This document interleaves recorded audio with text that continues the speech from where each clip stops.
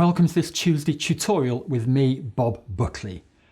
Now, one of the things I've become obsessed with over the years is clear communication. As a leader, it's one of those things that you need to continually invest time in to improve your leadership skills. So think about the truly great leaders and what separates them from merely good leaders.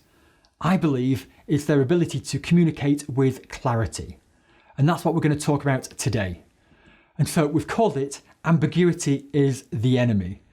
We've also got there, it's a big idea. So I think it's an important concept that we should all understand. Ambiguity then, it's a source of much tension. It creates friction and must be avoided at all costs. But how do we get here? Well, problems arise when misunderstandings are ignored.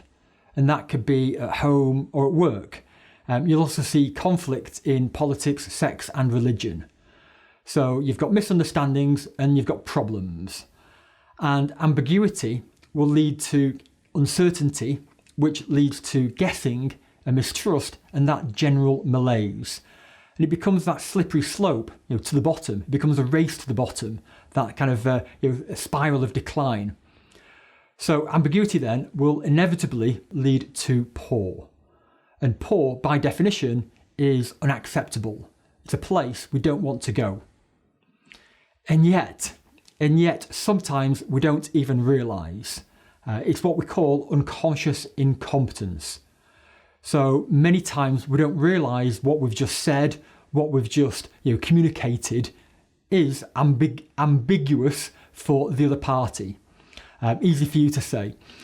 So sometimes we don't realise what we've said is ambiguous, and that causes confusion with those around us. So what can we do about it? Well, we use at 12 Scholars the EGSP Framework, and today we're just going to focus on two words, which is satisfactory and poor. Now, satisfactory can be defined as a minimum standard. It's what we're prepared to accept as a minimum. And poor is what we'd consider unacceptable, so we're not prepared to accept poor. Now, what happens when these two become ambiguous? They overlap and we see confusion, and that leads to uncertainty. So that's what we're going to address today. So another way to kind of explain that is imagine a Venn diagram, and that's where you've got these circles that kind of overlap. Now, here we've got two circles and they're overlapping, and that middle section is what we'd call ambiguous. It's neither on one side nor the other. It's somewhere in between. It's that middle ground, and that causes confusion. So some examples now, think about rules and regulations where you've got that overlap and you've got that uncertainty. You've got unclear decisions. So it's neither a yes or a no. It's, well, maybe it's sometime in the middle. We've got standards and specifications, and if they're unclear and we don't know whether it's right or wrong, then that leads to poor. We've also got their loopholes. So as long as there's ambiguity, then that will create loopholes and people will be looking for a way out of things. So think about satisfactory and poor. If you've got S and P, then that middle bit, that's what we call ambiguous. And what we're trying to create is this here, where we've got two separate circles. And that is not ambiguous, or it's unambiguous.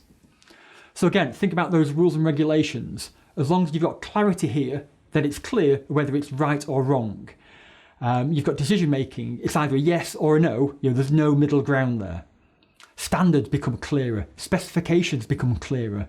And you don't get those loopholes. So think about S&P. When you've got it drawn here, it's really clear and it becomes obvious what's right and what's wrong. S&P then, we also call it mutually exclusive. So when you've got these two kind of circles drawn as they are, they become mutually exclusive. So they're different and you've got clarity between the two. And as a leader, that's something we need to look for in all forms of communication. So let's go back to our EGSP framework then. This is where we've got uncertainty, it's where it's ambiguous. This is so much better. And this is what you need to be thinking at all times, especially when you're looking at these two words here, poor and satisfactory. How can you kind of get it so you've got clarity at all times? So ambiguity is the enemy. We need to spend more time here. And that really is the top tip from today. In all forms of communication, we need to think about how we can make it less ambiguous. Now, ambiguity is covered on the 12 Scholars Leadership Development Programme. And we've got a lovely quote here from Sarah, who's going through the programme at the moment. And she says, "I love the way the course has been written. I will go to bed with the words, 'Ambiguity is the enemy,' etched into my brain." So thank you, Sarah, for those lovely words. It's been great to have you as part of our journey. It's also been great to see you and your team develop as well. The key points then from today. A failure to flag ambiguity will always hold you back. And that's something I've learned myself. In the past, whenever I was sat on the fence and it was neither a yes or a no, and I was kind of sat in the middle, that's never helped the situation. And I've suffered, my team has suffered, or the organisation has suffered as well. So ambiguity then, it creates that culture of mediocrity. It's that slippery slope which will lead to poor. So what can we do? Well, we aim for clarity in all forms of communication, and we avoid ambiguity at all costs. So we need to spend more time here. So some real kind of salient points there. And our last slide then, and it's the yellow slide, so that's our action steps. So 2 things this week to think about. Firstly, what's ambiguous in your team? So think about you and your team. What's ambiguous? And secondly, what can you do about it and make it so? And that's it. That's your Tuesday tutorial. My name's Bob Buckley, and I look forward to seeing you next time.